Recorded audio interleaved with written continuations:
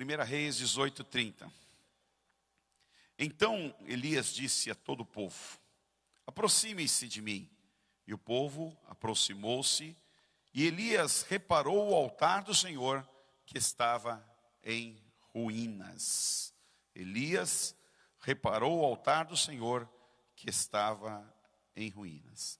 Querido, esse texto é um texto que fala de um concerto que aconteceu nos dias do profeta Elias, do rei Acabe, onde Israel estava totalmente desviado, onde o sacerdócio exercido na época era o culto a Baal. Os baalitas tinham tomado conta do templo de Deus. Havia mais de 450 sacerdotes e profetas baalitas vivendo em Israel. Muitos dos profetas, muitos sacerdotes foram mortos para exterminar o culto a Deus. E Elias ficou um pouco sufocado, com tudo isso. Teve um tempo fugindo. Mas um pouco antes Deus disse para ele que era hora de um acerto de contas, que era hora de um concerto, que ele deveria de levar o povo a um sacrifício, levar o povo a um concerto diante de Deus, porque Deus não poderia abençoar a nação deles se não houvesse um concerto. Deus não poderia fazer algumas coisas que gostaria de fazer se não houvesse um acerto de contas, uma restauração. Às vezes quando eu leio esse texto aqui de Elias, eu penso um pouco no nosso Brasil, irmãos. Cada dia tanta promiscuidade, tanta maldade, tanta violência, tanto sangue inocente sendo derramado, tanta injustiça social, Todos os dias a gente vê a maldade de alguma forma crescendo, isso nos assusta. E eu penso que Deus poderia ser muito bom com o nosso país. Aliás, eu creio que ele tem sido bom, mas poderia ser melhor ainda.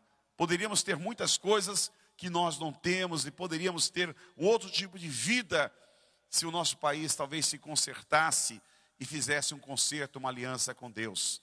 Aqui nesse texto diz que Elias chama o povo a um concerto e as pessoas vão. Ele chama o povo, é a hora do sacrifício, é a hora de Elias parar diante daquele povo para haver um acerto, um concerto. Havia ali um desafio entre os profetas baalitas e Elias para mostrar quem era o Deus verdadeiro. Aquele tempo, aquele momento era crucial. Ou seja, quem respondesse ali, e eles pediram uma resposta com fogo, provaria que era o Deus verdadeiro. Então, Elias estava sozinho, não havia intercessores, não havia ninguém do lado dele, apenas ele e a ordem de Deus, apenas eles e aquilo que Deus tinha mandado ele fazer. Mas os baalitas tinham 450 homens que rasgavam-se, que cortavam, que gritavam, e faziam tantas coisas para que o fogo viesse dos céus, provando que Baal era Deus. E cada um teve um tempo determinado, aproximadamente ali de 6 horas, para demonstrar esse poder, essa atuação do seu Deus. E deu tempo, expirou o tempo dos baalitas e nada aconteceu. E aí chega o tempo de Elias. Mas antes dele clamar aos céus, antes dele pedir fogo dos céus, a primeira coisa que ele faz é um concerto. Ele chama um povo para um concerto. Ele chama um povo para uma restauração. Diz que o altar de Deus estava rachado, estava quebrado. E Elias sabia que Deus não ia se manifestar no altar rachado. Deus não ia se manifestar em vidas desorganizadas. Deus não haveria de derramar o seu poder enquanto as pessoas não se organizassem numa forma de culto e adoração a Ele. E ali então é o tempo em que Elias chama o povo a um concerto para fazer aquele altar. 3 atitudes eu reparo que acontece aqui nesse texto que nós lemos. Ele diz: aproxime-se de mim. Isso requer obediência. Aproxime-se de mim.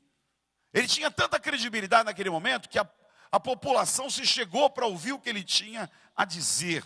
Então a primeira atitude nesse texto que eu vejo é a atitude de obedecer. Obedecer em tudo a Deus, obedecer em tudo aquilo que está ao nosso alcance para fazer.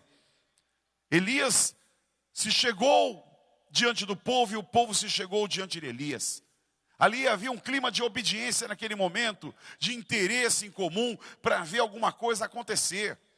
Não houve incredulidade.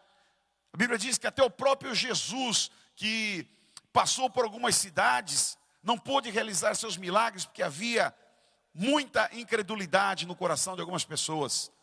E ele não pôde realizar nenhum milagre ali, porque havia incredulidade. Onde existe obediência, irmãos, Deus está. Onde as pessoas se portam com o coração obediente diante de Deus, o Senhor se manifesta. A Bíblia fala de um homem chamado Abraão, pai da fé, e diz que ele obedeceu em tudo ao Senhor. No capítulo 26, do verso 5 de Gênesis, diz: pois Abraão me obedeceu e cumpriu as minhas ordens, os meus mandamentos, as minhas leis, os meus ensinamentos. A obediência de Abraão ficou marcada, e com o tempo Deus se aproximou tanto de Abraão, que toda vez que Deus ia realizar alguma coisa diferente, ele consultava Abraão. Ele falava, disse: olha, eu preciso falar com Abraão, porque Abraão se tornou íntimo de Deus. Com o passar do tempo, Abraão não foi mais chamado de servo, mas foi chamado de amigo de Deus, já pensou? Mais na frente, Abraão ganhou o título de pai da fé, pela sua fé, pela sua amizade, pela sua intimidade, porque ele passou a confiar em Deus e passou a obedecer. A obediência é condicionada à tua fé. Se você crê de verdade, você obedece. Se você crê, como a gente diz aí, meia boca, né? Você obedece meia boca. Agora, você segue a risco a obediência quando você acredita realmente que é a palavra de Deus e que o Senhor de alguma maneira está falando ao teu coração e aquilo é o melhor para você. Aí você renuncia a tua carne, aí muitas vezes você renuncia a tua vontade, que você sabe que é uma vontade duvidosa. Aí você nega a vontade da tua carne por amor ao Senhor, para que Ele realmente reine na tua vida. Você vai procurar conhecer os valores deles. Os valores que Ele tem para você, porque são valores de vida, são valores que podem mudar a tua história. No livro de Romanos capítulo 12, diz, logo no início, versículo 1 e 2, diz que a vontade de Deus é boa, perfeita e agradável. Quando Deus se manifesta na tua vida e Ele pede alguma coisa, é porque o que Ele está pedindo para você é para transformar e levá-lo a alguma coisa boa, perfeita e agradável, meu querido. Agora, a nossa carne ela é enganosa. O nosso coração nos conduz ao engano. A nossa vontade nos conduz à ruína. A gente toma uma decisão porque eu quero. E aí quando você vê, aquilo termina numa dor tremenda, num engano tremendo. Né? Diz, mais uma bola fora. Puxa, se eu pudesse voltar atrás. Só que a nossa vida é marcada por decisões. Os teus atos as tuas decisões, as tuas escolhas, determinam o teu futuro. Aquilo que você faz, tomando a decisão, confiando no seu eu e na sua vontade, vai ter um resultado. E às vezes é um resultado danoso, às vezes é um resultado de traumas, às vezes é um resultado que não tem volta também. Quantas pessoas fazem escolhas na sua vida e não conseguem mais voltar ao ponto de partida? Geralmente nós temos dificuldade de voltar ao ponto de partida, queridos. Às vezes os nossos erros são erros que não vêm tantas consequências tão ruins na nossa vida, mas alguma coisa nós perdemos.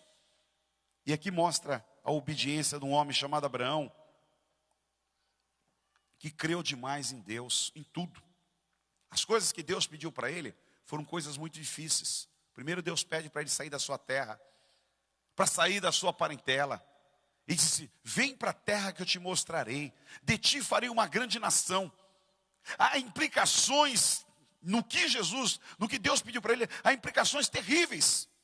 Há riscos terríveis no que Deus está pedindo para ele. Primeiro, sair da sua terra. Isso significa mexer com a sua segurança, com a sua estabilidade. Estabilidade financeira, estabilidade emocional, estabilidade familiar. A cultura daquele povo é que quanto mais perto um do outro, mais forte eles estavam. Quanto mais em família, irmão com irmão, pai com pai, enfim, a família junto, eles se tornavam mais poderosos, seguros. Os inimigos jamais viriam contra eles, porque eles estavam juntos e fortalecidos. E Deus diz, sai da tua terra, sai do meio dos teus parentes, sai do meio da tua segurança, sai do meio da tua casa que você tem, e vem para um lugar que eu te mostrarei. Que loucura, Que lugar é esse? Que lugar é esse? A terra é perigosa. Ser viajante naquela época era risco. Se expor à matança, se expor à maldade, se expor à violência. Talvez até pior do que hoje. E Abraão escuta a Deus e vai. Deixa o pai, deixa a mãe, deixa a família. Sai para uma terra perambulando sem saber para onde ia. Isso é obediência. Depois ele diz: te darei uma grande nação, farei de ti uma grande nação. Abraão não tinha nem filho. Depois ele descobriu que não podia ter filho, que sua mulher era estéril. Imagine quantas dúvidas ele colocaria no seu coração, dizer: Deus pediu uma coisa para mim que é impossível. Deus pediu uma coisa para mim que é loucura, sair da minha terra, deixar meus parentes. Eu fiz, mas ele está pedindo, dizendo que vai fazer de mim uma grande nação. Como? Descobriu no meio do caminho que minha mulher não podia ter filho. Como isso vai acontecer, queridos? Isso é obediência a Deus. Mais na frente você vê que Deus dá a terra prometida a Abraão. Muitos anos depois que ele forma, Deus, usando a vida de Abraão, forma uma nação, forma uma pátria, que hoje talvez é um dos lugares, ou uma população do povo mais poderoso do mundo. Controla a ciência, controla a economia do mundo, controla a saúde no mundo. Quase tudo que existe no mundo de valor, de alguma maneira está referida, está na mão dessas pessoas que são descendentes de Abraão, queridos. Farei de ti uma grande nação. A mulher com quase 90 anos, ainda não teve um filho, não teve um herdeiro.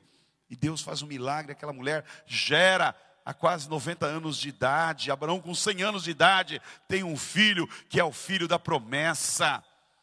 Isso é obediência a Deus.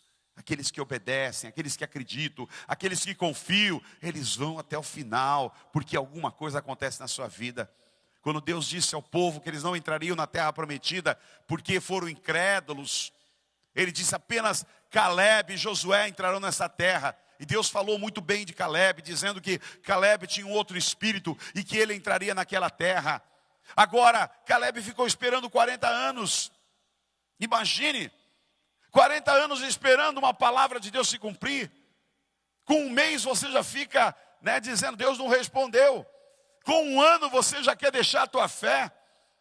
Com 2 anos você até esqueceu que Deus falou contigo. Agora imagine, ele guardou aquela palavra 40 anos. E disse que todos acima de 20 anos que estavam naqueles dias iam morrer no deserto. Só os abaixo de 20 anos entrariam na terra prometida. Imagine, Caleb com 10 anos depois da promessa. Talvez 25% dos seus amigos já tinham morrido. 20 anos esperando a promessa, 50% dos seus amigos já tinham morrido. 30 anos esperando a promessa, quanta cobrança. Quanta cobrança, a mulher cobrava, os filhos cobraram. Aí 30 anos depois já tinha os netos vinham de cobrar dele: eu vou, e aí? Deus falou, que terra é essa que não tem nada? E os amigos, que morriam e falavam: que terra é essa? Nós estamos tudo morrendo. Com 30 anos, 75% dos amigos já tinham morrido. Os outros 25% diziam para o Caleb: Caleb, esquece, está todo mundo morrendo, vai chegar a nossa hora. E Caleb esperando. Sabe que só que Caleb não esperava jogando videogame. Caleb não esperava jogando bola. Caleb não esperava jogando videogame, nem surfando por aí. Meu irmão, Caleb, sabe onde ele esperava? Na batalha. Treinando, com a espada na mão, correndo, dando pique de 100 metros. Sabe, se preparando com a garotada. Só ele de vovozão naquele exército lá, mas se preparando. E a Bíblia diz que aos 85 anos, quando eles entraram na terra prometida, Caleb dizia: hoje eu tenho 85 anos. Se passaram 40 anos, 45 anos desde que eu tive a promessa de Deus, e eu me sinto tão forte, tão preparado quanto há 45 anos atrás. Sabe o que eu quero dizer? Obediência. Vale a pena obedecer. Vale a pena obedecer, meu irmão. Porque quando você não obedece, você curte o aqui e o agora. Mas o amanhã não. Você curte o aqui e o agora. O amanhã não. O amanhã não é para os desobedientes. O amanhã é para aqueles que permanecem na obediência e nos valores de Deus. Curtem o amanhã. Você quer curtir o agora ou quer curtir o amanhã? Escolha. Né? Abraão é um exemplo para nós. Caleb é um exemplo para nós. Samuel fala de obediência. Quando ele respondeu,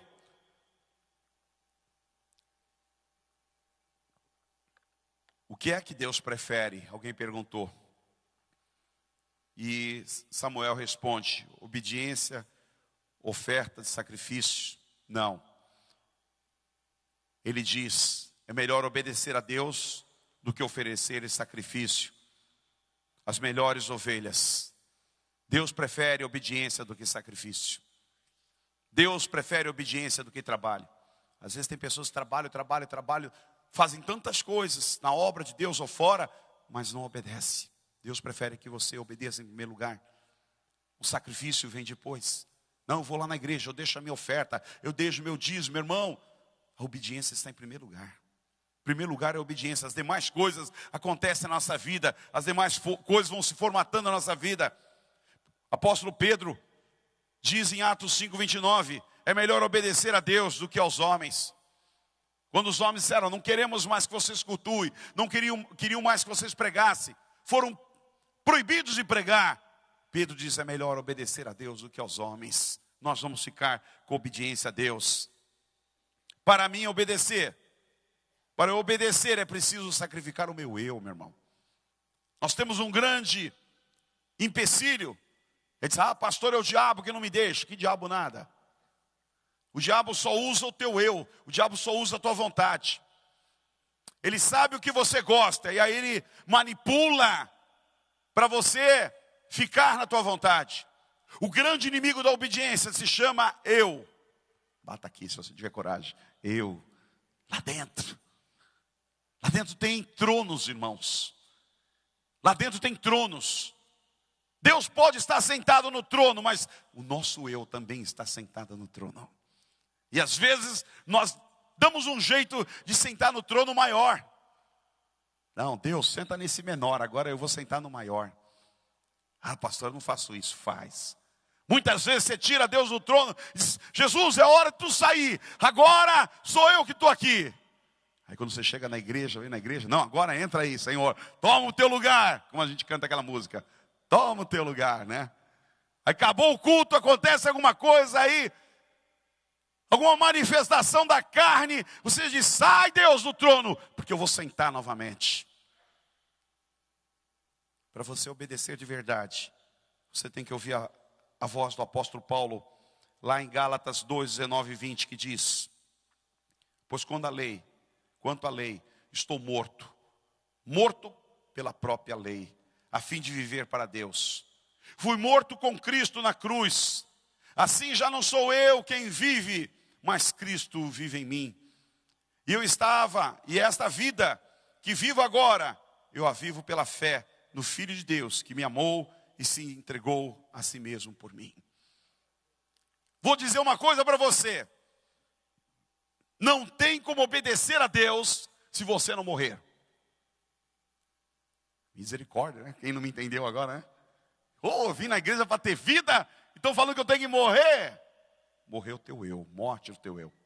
O texto que eu li, o apóstolo Paulo está dizendo que eu fui morto com Cristo na cruz.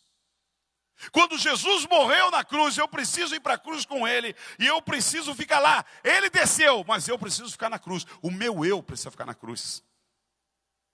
Aí ele diz, já não sou eu que vivo, mas Cristo vive em mim. Quando você para de viver a tua vontade, quando você para de viver a tua vida e deixa Cristo viver a vida dele em você, aí ele vive em você. Aí você pode dizer, já não sou eu que estou vivendo, é Cristo que está vivendo em mim. Ele que está dirigindo a minha vida. Ele que está me levando pelos melhores lugares. Ele que está me dando as melhores ideias. Ele que está criando na minha mente. Ele que está me fazendo uma mulher melhor, um homem melhor. Estou me tornando uma pessoa excelente, porque Cristo está dirigindo a minha vida, Ele está na minha frente. Já não sou eu que vivo, mas Cristo vive em mim. Por quê? Porque eu morri na cruz com Ele. Às vezes nosso eu, irmãos, tenta se levantar, viu? Né? Me lembro um dia que estava dirigindo aí um carro, muito tempo atrás. As crianças ainda eram pequenas, aí um ônibus fechou. Dei uma fechada no carro. Nossa, aquilo, meu sangue ferveu, né? Pensei que ia quebrar todo o carro. Na hora eu esqueci de tudo. Eu vou atrás desse homem. Vou fechar esse ônibus. Eu vou subir lá dentro. Vou pegar esse cara pelo colarinho, né? Vê como é que é o pastor, às vezes, né? Aí no meio da caminhada que eu fui, minha esposa falou assim: você é um pastor. Você não pode fazer isso. E aí começa a pensar, meu Deus, né? Puxa, eu devia de orar para esse homem, se ele está endemoniado ou não, eu não posso fazer isso. Meu Deus. Aí você cai em si. Aí você escuta aquela vozinha do Espírito Santo, meia desagradável quando você quer fazer uma coisa errada, né? Você morreu, você é como ovelha indo para o matadouro. Você não pode fazer isso, né? Aí você não queria ouvir essa vozinha agora, né? Minha carne não queria ouvir essa vozinha. Mas você é como ovelha indo para o matadouro. Sabe, irmãos, no fundo é mais ou menos isso que o apóstolo Paulo está dizendo. O meu eu foi para a cruz, ele morreu. Ele não pode ficar recitando por aí toda hora. Ele não pode tomar o lugar de Deus toda hora. Quando eu morro na cruz com Cristo, eu tenho possibilidade de obedecê-lo como Ele quer. Mas para isso eu preciso morrer na cruz. Essa é uma atitude e escolha minha que me leva à obediência. A segunda atitude que está nesse texto, que nós lemos, voltando ao texto, para você entender. A segunda atitude de Elias, ele diz: aproxime-se de mim. Essa é a primeira atitude, atitude de obediência. E o povo se aproximou. Segunda atitude, Elias reparou o altar que estava em ruínas.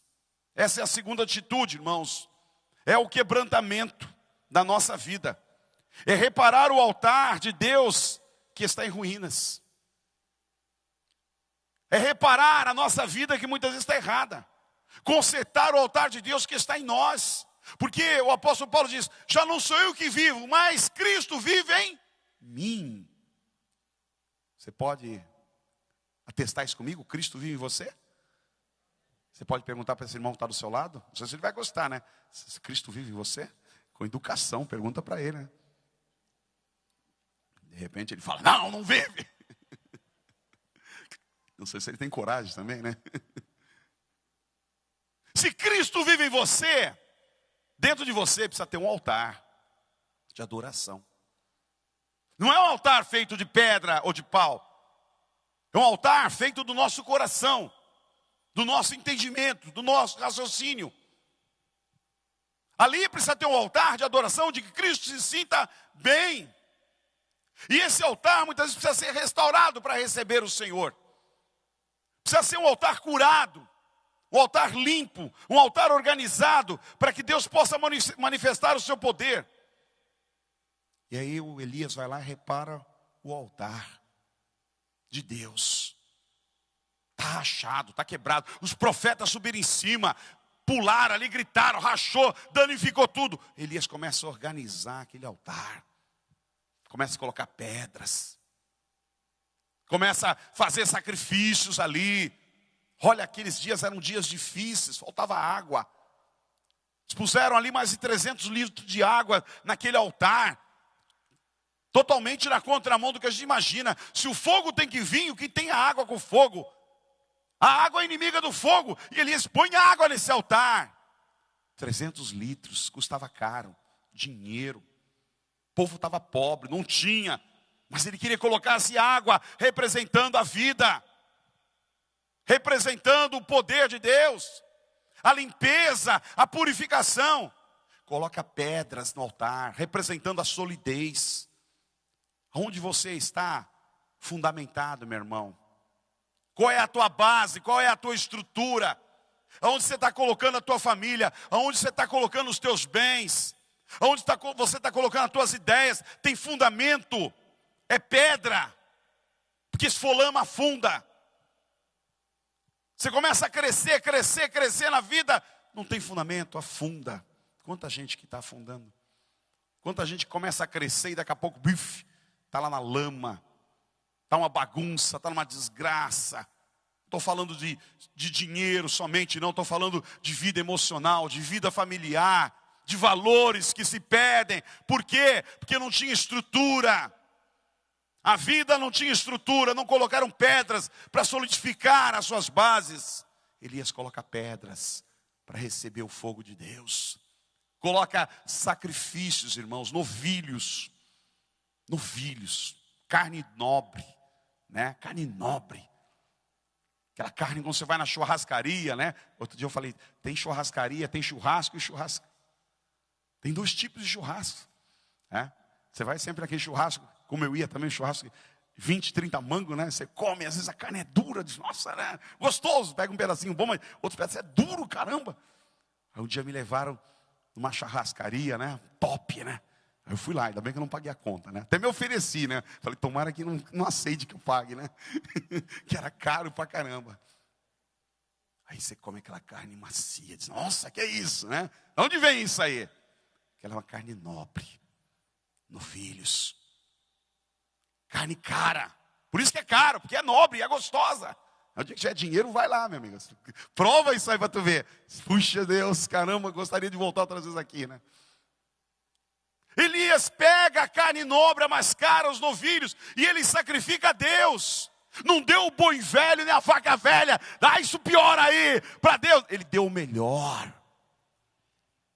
Ele ofereceu a Deus a nobreza no sacrifício que ele estava fazendo, porque seu coração estava quebrado, meu irmão.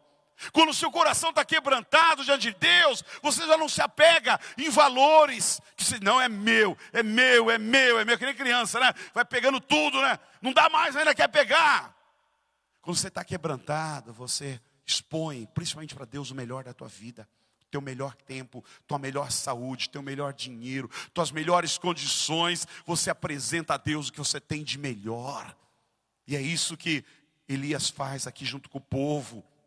No verso 39, quando o povo viu isso, todos caíram prostrados e gritaram, o Senhor é Deus, aleluia. Porque ele viu a manifestação de Deus. A manifestação começa com obediência, passa pelo quebrantamento e chega no clamor a Deus. Antes de eu clamar, antes de eu buscar, eu preciso obedecer, eu preciso me quebrantar. A palavra diz lá em Joel, chorem com uma jovem vestida de luto, que chora a morte de seu noivo.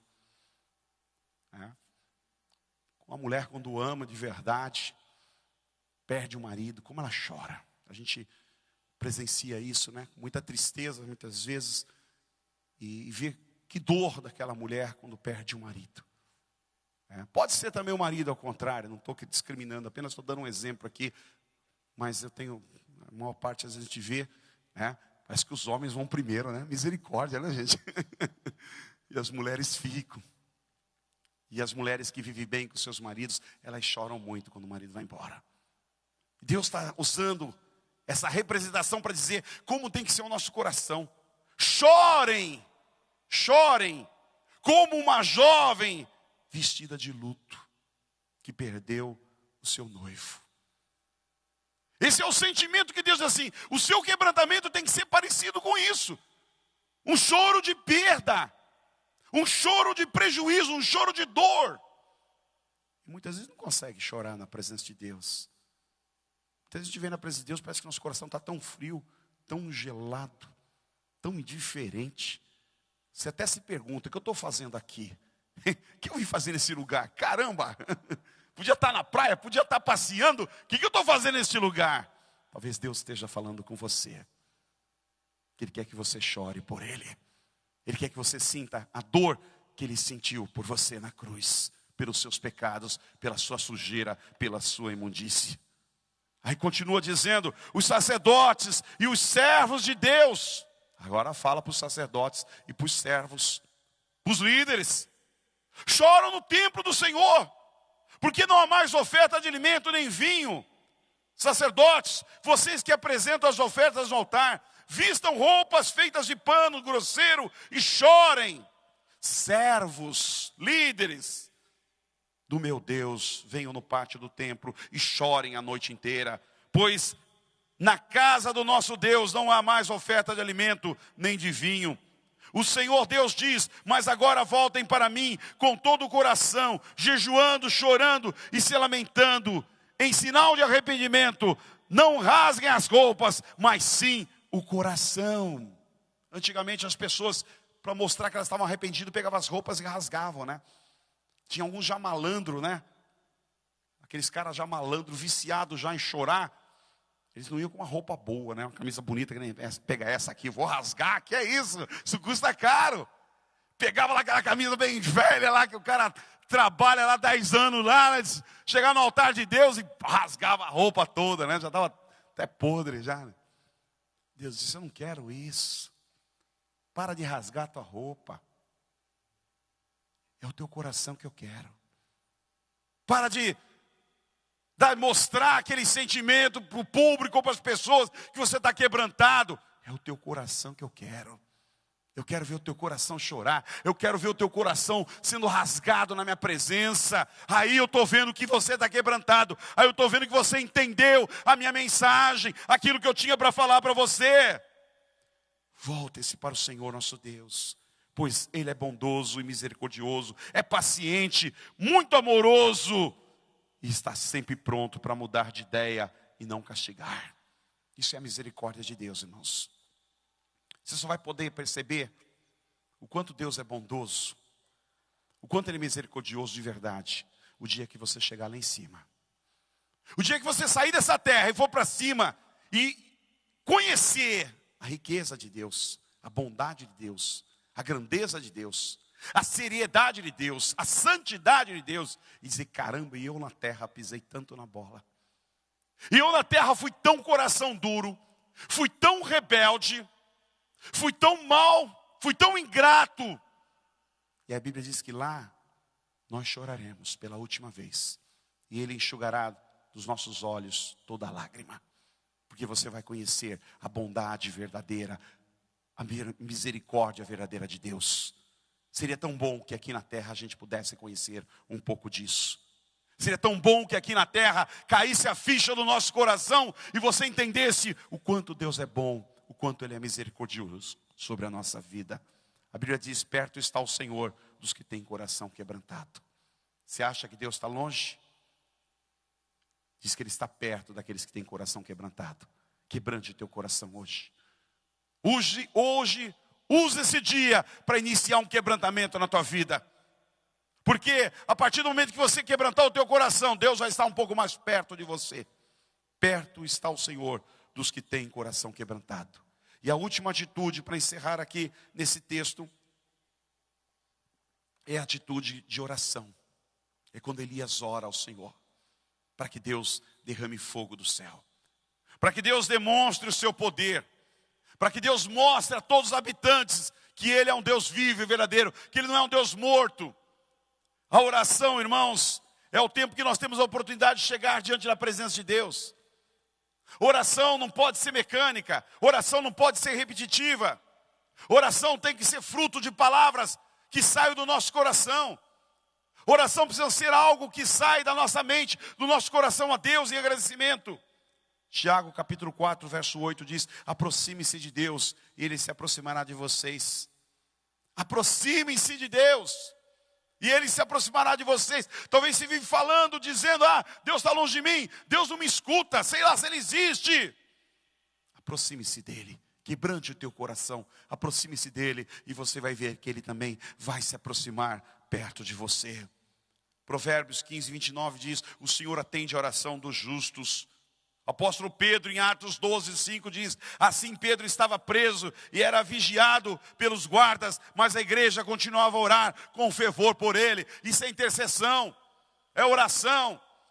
O outro está lá embaixo, está sofrendo, está apanhando, está preso, está doente, está no hospital, mas tem gente orando por ele. É o que acontecia na igreja do primeiro século, quando Pedro estava preso e a igreja orava por ele, pedindo a Deus misericórdia. O apóstolo Paulo vai terminando essa ideia nossa sobre oração, quando ele diz lá em Colossenses 2 e 3, ele diz, continuem firmes na oração, sempre alertas a orarem e dando graças a Deus.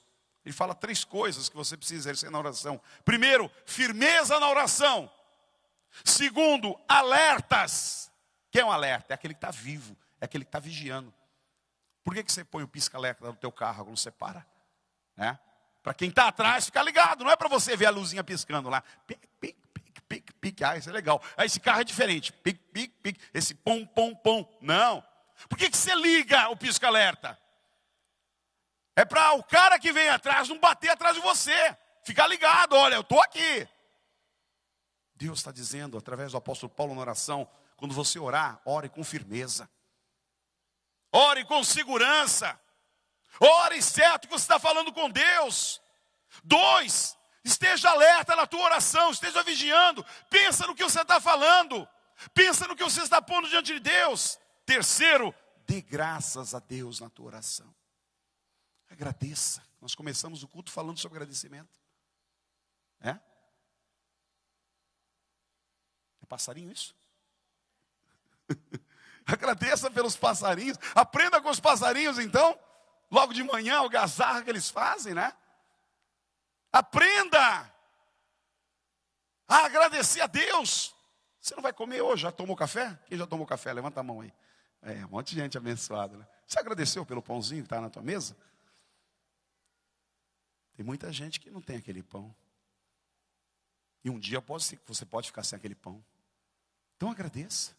Você vai almoçar hoje na casa da família, com a mãe, com o pai, com o filho, né? Geralmente domingo é macarrão com frango, né? Com carne assada. Agradeça a Deus. Que não está de graça, não.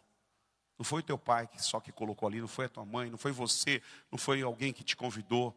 Aquilo veio dos céus. Antes de chegar na mesa, veio dos céus. Deus permitiu, Deus te deu graça de você estar ali comendo. Quando você orar, agradeça pelo dom de vida, por estar respirando, você tem oxigênio. Se acabar o oxigênio aqui, ninguém mais respira, gente. Tu passa mal. Fica Humberto lá para aquele lugar lá, que misericórdia lá, né? 3.400 metros de altura. Quando eu pisei ali, cadê o oxigênio, né? O coração acusou na hora. Só escutei o barulho aqui da bomba fazendo bum, bum. Falei, caramba, que é isso, né? Estava andando a 20 por hora, comecei a andar a 3 por hora, em câmera lenta, né? E ainda sentia dor de cabeça. Falta de oxigênio. Agradeça a Deus. Está vivendo, está aqui hoje. Agradeça a Deus. É isso que o apóstolo Paulo está dizendo. Ore também por nós. Ore por mim. Ele está em cadeias, ele está preso, ele está distante. Ore por nós, a fim de que Deus nos dê uma boa oportunidade para anunciar a mensagem que trata do segredo de Cristo. Então ore pelos outros também. Ore pela tua família. Ah, pastor, povo de coração duro, gente endiabrada, gente encapetada. Ore por ele, meu irmão. É estes que Deus gosta de salvar. É esses que Deus gosta. Ele é especialista em salvar o pecador. Zaqueu, ninguém queria conversa com ele. Zaqueu era odiado nos dias de Jesus. Zaqueu era um publicano, cara nojento, cara corrupto, ladrão, gente que todo mundo xingava. Pois foi na casa de Zaqueu que Jesus entrou para almoçar e para ficar com ele aquele dia. E foi na casa de Zaqueu que Zaqueu se converteu e entregou a vida para Jesus. Aleluia. Ore pelos que estão longe. Ore pelos seus familiares.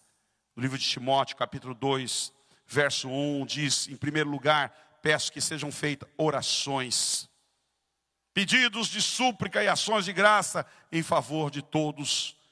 Salmo 34:4 diz, busquei ao Senhor e Ele me acolheu. Jeremias, Deus está dizendo para ele sobre ações.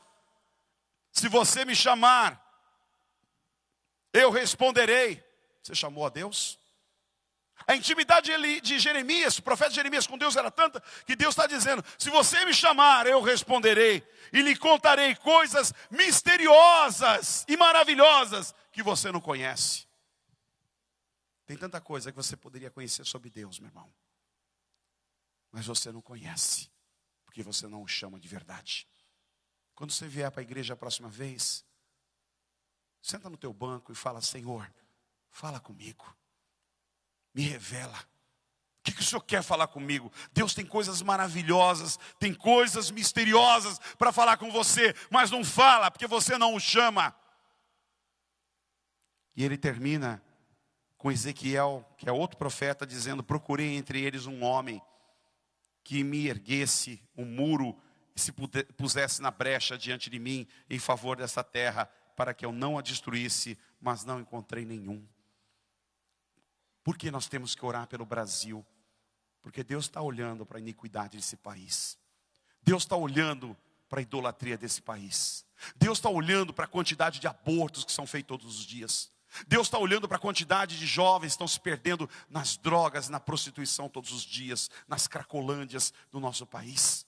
Deus está olhando para aqueles homens do poder, tirando aquelas somas altíssimas, milionárias, bilionárias de dinheiro, desviando para os seus cofres, para o seu bem ou prazer. E a população ficando sem saúde, ficando sem segurança, sem escola. Deus está vendo isso. Mas nós estamos na brecha. Sabe, não adianta ir para a rua, fazer protesto, quebrar banco, quebrar lojas de carro, como nós estamos vendo. Isso só traz miséria, só traz pobreza para o país. Isso só atrasa. Isso é só mais demônio que toma conta disso. Nós precisamos ir para a brecha, ir para o buraco. E clamar, dizer: Senhor, nesse país tem milhares e milhões que te servem. Neste Brasil amado, tem pessoas boas aqui. O brasileiro é bom, ele é amável, ele é gente boa. Onde ele chega, ele está sempre para cima. Ele abraça, ele conversa, ele dá informação. Ele é legal, é gente boa, Senhor. Senhor amado, precisamos nos colocar na brecha aí. Senhor, tem crianças que não sabem o seu futuro. Tem gente no hospital morrendo, olha, ele poderia ser salvo. Nós precisamos ir para a brecha, irmãos. Orar, pedindo misericórdia. Muda esse país. Tira, Senhor, essa quadrilha que está roubando o nosso país, Senhor. Senhor, vem para a brecha, põe as mãos desses homens, Senhor, que não tem temor do teu nome. Levanta ainda, não é possível que nessa pátria o Senhor não possa levantar homens que tenham o temor do teu nome, que amem essa nação e que façam diferença. Porque quando você sai daqui, meu irmão, você volta triste em ver a riqueza que nós temos, a bondade que nós temos, países com menos recursos que nós, vivendo uma vida digna, respeitada. Precisamos ir para a brecha, orar, pedir um milagre de Deus sobre a nossa nação, para que os nossos filhos tenham vidas melhores no futuro, para a glória de Deus. Feche teus olhos nesta manhã. Se você quer Deus perto de você, há 3 atitudes que precisam acontecer na nossa vida: obediência a Deus, quebrantamento do nosso coração e oração na presença de Deus. Essas 3 coisas formam um tripé espiritual. Essas 3 coisas formam uma aliança onde te aproxima do Senhor. Você obedecer, você se quebrantar na presença dEle, e você clamar a Ele, chamar por Ele, falar com Ele. Eu quero orar com você nesta manhã.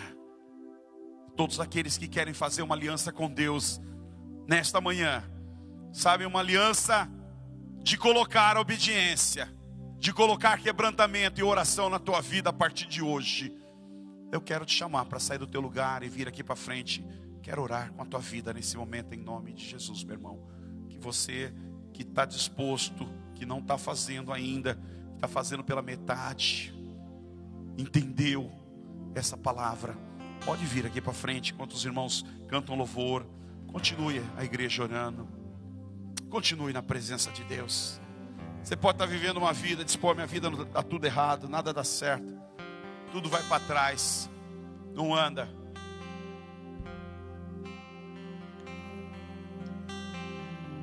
Sem obediência você não tem o favor de Deus. Sem quebrantamento Deus não olha para você. E sem oração Ele não te responde o que você gostaria que Ele te respondesse. Fique na presença de Deus em oração. Se quiser pode se levantar, mas fique em oração. Todas as pessoas fiquem em oração na presença de Deus. Aproveite esse momento para quebrantar o teu coração, para dizer: Deus, como eu preciso. Aleluia. Por isso estou aqui.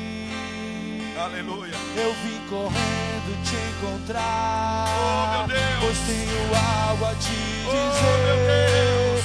Você precisa saber o que diz meu coração. Vem sobre este lugar, Deus. Jesus. Vem sobre a nossa vida nesta manhã. Rasga o nosso coração diante de ti, Senhor.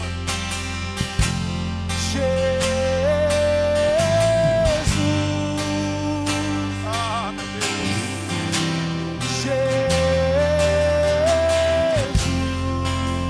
Jesus.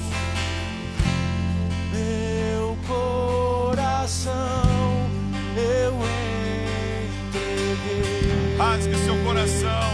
Rasgue seu coração. Não a tua roupa. Rasgue o teu coração.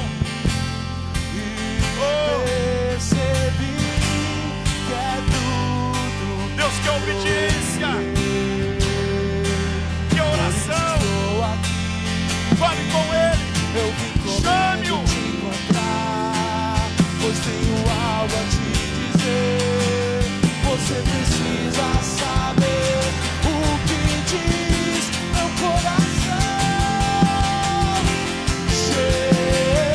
Jesus. Oh, meu amigo Jesus, vem sobre este lugar. Oh, poder de Deus. Oh, unção de Deus, vem sobre este lugar. Traz o teu fogo sobre a nossa vida. Aleluia. Como eu te amo, Jesus. Eu quero ser uma canção que te faça sorrir. Uma canção que te faça cantar. Olhando pra mim e dizendo assim: filho meu. Abre a tua boca nessa manhã. Fala com Ele. Fala com Ele. Abre teus lábios. Fala com Ele. Ele está aqui nessa manhã. Oh,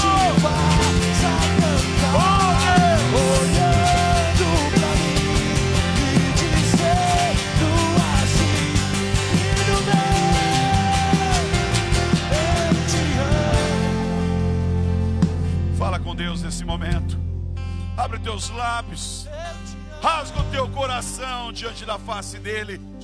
Senhor, nós estamos aqui reunidos nesta manhã, Senhor, porque o Senhor está aqui também, Senhor.